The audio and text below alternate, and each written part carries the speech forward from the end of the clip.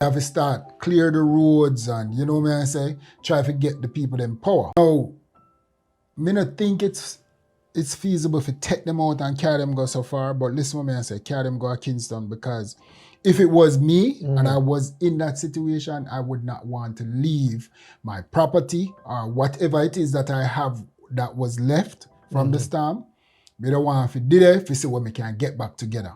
When me think Andrew Holness, he might move all right, but what me really appreciate is that the resilience of them, you know, being a fighter and them say, all right, bro, you have to understand too, you know, bro. Remember, you know, bro, we are Jamaican, you know, bro. Yeah, and them, you know, them pull together, them come together now and them start say, all right, watch this now.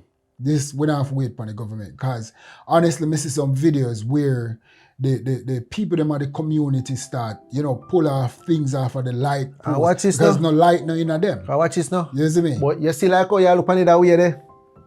You have a lot of people seeing where, bro. Ooh.